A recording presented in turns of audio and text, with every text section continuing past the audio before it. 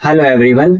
जैसा कि हमारा डी फार्मेसी पार्ट सेकंड के सब्जेक्ट बायोकेमिस्ट्री क्लिनिकल पैथोलॉजी से हम पढ़ रहे थे क्या introduction to pathology of blood and urine, उसका नेक्स्ट पार्ट आज हम पढ़ेंगे जिसमें क्या है हमारा लिम्फोसाइट्स, यानी लिम्फोसाइट्स के बारे में हम पढ़ेंगे। वो क्या होती हैं और उनके कितने टाइप्स होते हैं, उसके जनरल फीचर्स के बारे में।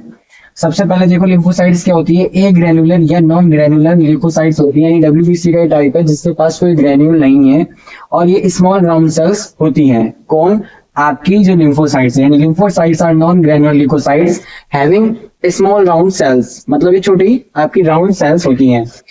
Present not only in blood but also in lymphoid organs and many other tissues.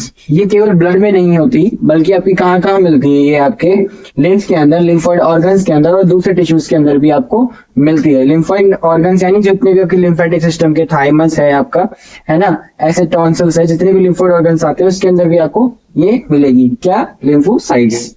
इसके अलावा देखो lymphocytes constitute with 20 to 25% of leukocytes. ये 20 से 25% हिस्सा किसका लेती है? ल्यूकोसाइट्स का, यानी डब्ल्यूबीसी का लेती है। इनसे मिलकर ये बनी होती है।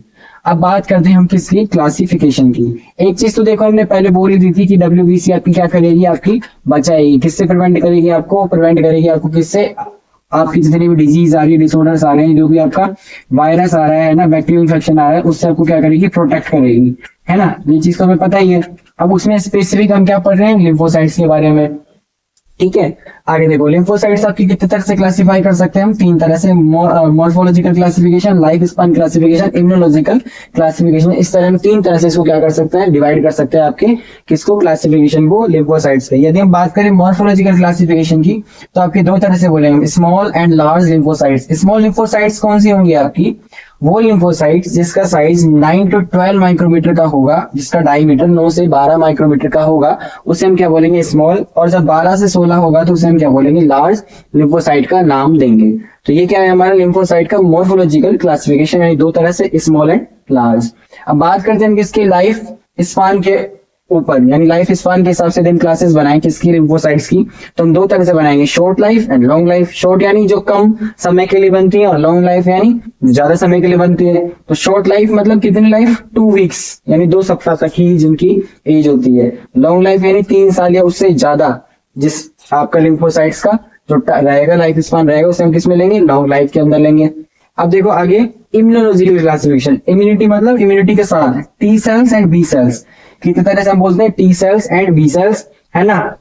थाइमस और वर्षा इनका नाम होता है। तो थाइमस वर्षा के हिसाब से हम टी सेल्स और बी सेल्स बोलते हैं इनको। इसको किसके अंदर लेते हैं? इम्यूनोलॉजिकल क्लासिफिकेशन अंदर। इम्यूनोलॉजिकल वर्ड से पता लग रहा है इम्यूनिटी की बात कर रहे हैं, यानी इम्यूनोग्लोबुलिन, आईजी ऐसे वाले शब्द आएंगे जो वो इसके अंदर आएंगे। तो 3 तरह से बोल दिया हमने, मॉर्फोलॉजिकल लाइफ स्पान पर, immunological morphological small and large, life span में शॉर्ट एंड लॉन्ग, इम्यूनोलॉजिकल में टी सेल बी सेल्स। अब बात करेंगे किसकी? टी सेल और बी सेल के बारे में। देखो तो टी सेल के क्या क्या कैरेक्टरिस्टिक्स होते हैं, उसके फंक्शन होते हैं।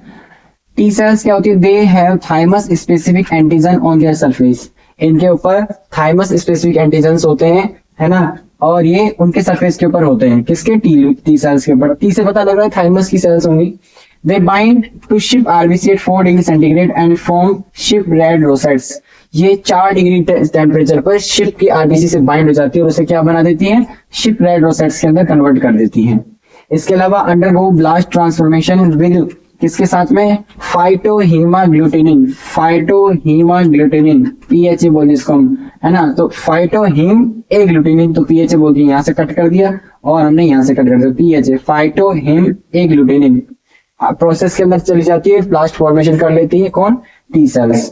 अब दूसरी आती है हमारी कौन सी? B cells. बी सेल्स वर्षा सेल्स मतलब they have immunoglobulin on their surface. ये क्या कर रखती हैं? ये इम्यूनोग्लोबुलिन रखती है अपने सरफेस के ऊपर। They have receptor for FC piece of heavy chain of immunoglobulin. इनके ऊपर रिसेप्टर्स होते हैं, एफसी प्रोटीन्स बोलते हैं जिसको। तो FC piece of heavy chain रखती हैं इम्यूनोग्लोबुलिन को, रिसेप्टर्स को, किस पे ऊपर? अपने सरफेस के ऊपर, यानी स्पेसिफिक रिसेप्टर के प्रति अपना काम कर रही है। They have microvilli on their surface. इनके ऊपर माइक्रोबिलाई होती है सरफेस के ऊपर। They undergo blast transformation with endotoxins, है ना। ये क्या करती है? ब्लास्ट ट्रांसफॉर्मेशन करती है एंडोटॉक्सिन्स के साथ में। एंडोटॉक्सिन्स जो आपके अंदर रहेंगे तो एंडोटॉक्सिन्स बोल दिया हमने, बाहर है तो एक्सोटॉक्सिन्स बोल दिया। तो दे undergo blast transformation with endotoxin, जबकि ये कौन सी किसके साथ कर रही थी आपकी फाइटोहेमोग्लूटिनिन प्रोसेस के द्वारा ये आपका ब्लास्ट ट्रांसफॉर्मेशन कर रही थी। तो ये हमारी क्या होगी, हमारी टी सेल्स हो गई, ये हमारी बी सेल्स हो गई। अब हम बात करेंगे हम कुछ एबनॉर्मलिटीज ऑफ लिम्फोसाइट्स के बारे में, यानी आपके क्या क्या एबनॉर्मलिटीज हो सकती हैं लिम्फोसाइट्स के अंदर।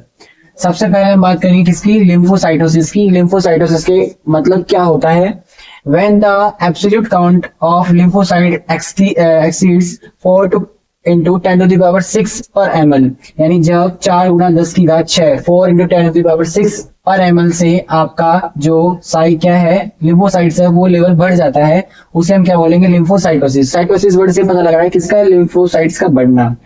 It is associated with pertussis, whooping cough, infectious mononucleosis lymphatic leukaemia, chronic infection, यानी जैसे आपको टीबी का इन्फेक्टियस हेपेटाइटिस कुछ हो गया उसके अंदर, पर्टोसिस आपकी खांसी, वूपिंग कफ कुत्ता खांसी बोलते हैं, बॉडी में पर्टोसिस के अंदर, इन्फेक्टियस मोनोन्यूक्लियोसिस हो गया आपको, तो लिम्फेटिक ल्यूकेमिया यानी लिम्फेटिक का आपको प्रॉब्लम आ रही है लिम्फेटिक सिस्टम से रिलेटेड, और इसके अलावा क्रोनिक इन्फेक्शन जैसे टीबी है या आपको हेपेटाइटिस हो रहा है, ठीक है। और किसके अंदर आपका exanthematous conditions like measles, mumps, rubella, chicken pox, यानी आपको measles, mumps, rubella, chicken pox जैसी आपको कोई भी दिक्कत आ रही है उसके अंदर भी आपका क्या हो सकता है, लिम्फोसाइटोसिस हो सकता है। लिम्फोसाइटोसिस हो क्यों रहा है, इसकी रीजन क्या है आपका, जब भी आपकी डिजीज या एरर आ रही है तो डब्ल्यूबीसी बनने ज्यादा बनेगी ताकि आपको क्या सके, बीमारियों से बचा सके, तो मात्रा बढ़ जाएगी। मात्रा कब बढ़ेगी, इन केसेस के अंदर, ठीक है। तो एक्सोथीमेंटस कंडीशंस कौन सी हो गई आपकी, measles, mumps, rubella, chicken pox etcetera, ठीक है। ये कौन सी कंडीशन थी आपकी, लिम्फोसाइटोसिस। अब हम बात करते हैं किसकी, लिम्फोपेनिया की। लिम्फोपेनिया मतलब कम हो जाएगा लेवल, तो when S absolute count is less than 1.5 into 10 to the power 6 per ml, ये 4 गुना 10 की घात 6 से ज्यादा, और ये ऐसे याद रखो 4 और 1.5, तो 1.5 से कम हो जाएगा लेवल, तो उसको क्या बोलेंगे, lymphopenia. Associated with administration of ACTH यानी एड्रेनोकोर्टिक हार्मोन्स और कॉर्टिकोस्टेरॉइड्स जब कोई ज्यादा ले रहा है तो उसकी वजह से क्या हो सकता है आपको लिम्फोपेनिया हो सकता है। एडवांस हॉकिंग डिजीज की वजह से, एक्सेसिव रेडिएशन की वजह से भी क्या हो सकता है आपको लिम्फोपेनिया हो सकता है। अब आती है बात किसकी, ल्यूकेमियाज की। और लिम्फोसाइट के दो तरह के हो सकते हैं आपके leukaemia, acute lymphoblastic leukaemia, chronic lymphocytic leukaemia. तो आपका जो एक्यूट लिम्फोसाइटिक ब्लास्टिक ल्यूकेमिया क्या है आपका, characterized by presence of large number of immature cell blast cell. Immature lymphocytes are called lymphoblasts. It occur in childhood. जो आपकी क्या होंगी इमेच्योर लिम्फोसाइट्स है उन्हीं को आप क्या बोलेंगे, लिम्फोब्लास्ट बोलेंगे, ठीक है। और इनका जब नंबर बढ़ जाएगा यानी इमेच्योर डब्ल्यूबीसी का नंबर आपका जब बढ़ जाएगा तो उसे हम क्या बोलेंगे, एक्यूट लिम्फोब्लास्टिक बोलेंगे, जो जनरली किसमें होता है आपके चाइल्डहुड यानी बचपन के दौरान आपका होता है, ठीक है। यानी इमेच्योर लिम्फोसाइट्स का बढ़ना ही क्या कहलाएगा आपका, लिम्फोब्लास्ट कहलाएगा, और इसे क्या बोलेंगे, एक्यूट लिम्फोब्लास्टिक ल्यूकेमिया। क्रोनिक मतलब लंबे समय तक चलने वाला, एक्यूट अभी का तुरंत हाथों हाथों है, और क्रोनिक लंबे समय का। तो malignant conditions where there is a large number of mature lymphocytes, it involve mostly B cells then T cells, है ना। मतलब क्या है मैलिग्नेंट कंडीशन, मैलिग्नेंट यानी एक तरह से कैंसर का वर्ड बोलेंगे कंडीशन, जब आपकी क्या होंगी large number of mature lymphocyte यानी लिम्फोसाइट की मात्रा बहुत ज्यादा हो जाएगी, वो भी मैच्योर वाली यानी परिपक्व पूरी बनी हुई।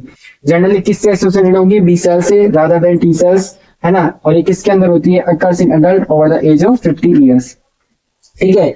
तो इसमें कौन कौन सा पार्ट था आपको, एक तो था लिम्फोसाइटोसिस मतलब 4 into 10 to the power 6 से आपका पर एमएल से जब ज्यादा हो रही है काउंट आपकी किसके, लिम्फोसाइट्स के, तो उसे हम क्या बोलेंगे, लिम्फोसाइटोसिस, जो जनरली किस कंडीशंस के अंदर आपकी हो सकती है, pertussis, infectious mononucleosis lymphatic leukaemia, chronic infection जैसे टीबी इन्फेक्शन, हेपेटाइटिस, है ना। इसके अलावा आपकी measles, mumps, rubella, chicken pox जैसी कंडीशंस के अंदर। इसके अलावा लिम्फोपेनिया कब होगा आपका, जब आपका 1.5 to 10 to the power 6 पर एमएल से लेवल कम हो जाए। किससे एसोसिएटेड आपका, administration of ACTH, corticosteroid, advance Hawking disease, excessive radiation, ठीक है। ल्यूकेमिया ऑफ लिम्फोसाइट क्या होगा आपका, acute lymphoblastic leukaemia, chronic lymphocytic leukaemia, ठीक है। दो तरह के, एक्यूट वाला किसके अंदर, बच्चों के अंदर, क्रोनिक वाला किसके अंदर, बड़ों के अंदर, 50 साल से बड़ों के अंदर। एक्यूट वाला लिम्फोसाइटिक मतलब इमेच्योर सेल्स होंगी जो आपकी लार्ज नंबर में हो जाएंगी, कब, है ना, बच्चों के अंदर ज्यादा मात्रा में हो जाएगी, उसे हम क्या बोलेंगे, लिम्फोब्लास्ट कंडीशन, है ना। और उसी को क्या बोलेंगे, एक्यूट लिम्फोब्लास्टिक ल्यूकेमिया। और जब आपकी मैच्योर सेल्स एक नंबर से लेवल ज्यादा बढ़ जाएंगी तो उसे हम क्या बोलेंगे, क्रोनिक लिम्फोसाइटिक ल्यूकेमिया, उसको वर्ड देंगे।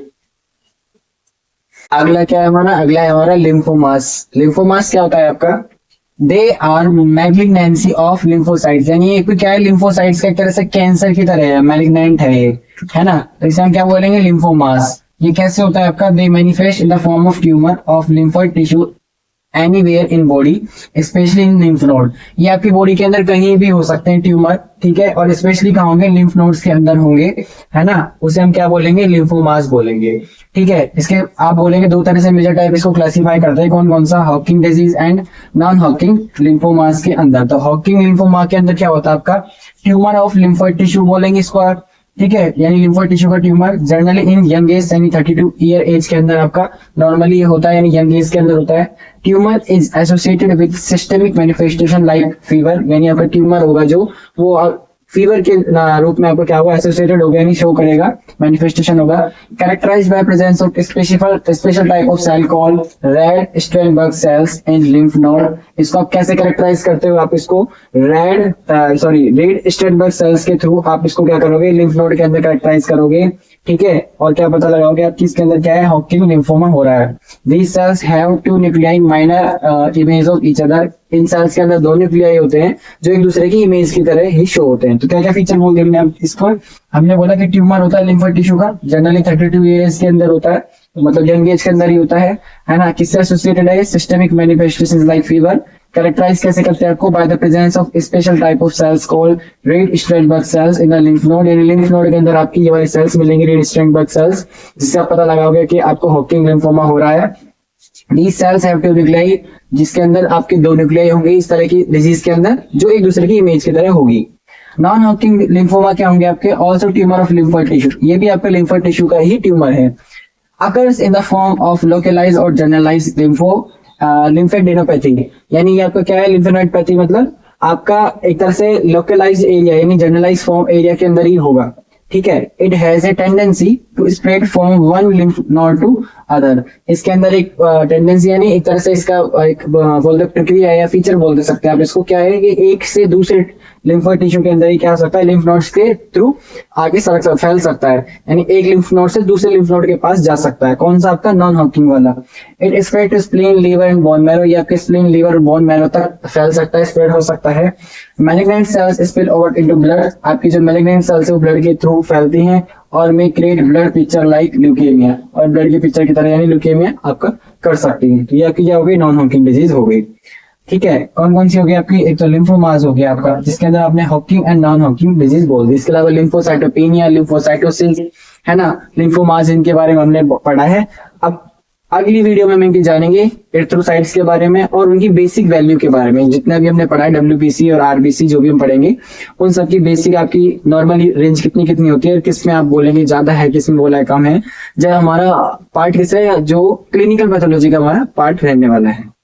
थैंक यू, तब तक के जय हिंद जय भारत। और अपना सजेशन फीडबैक कमेंट सेक्शन में जरूर दें, वीडियो को लाइक जरूर करें। Thank you.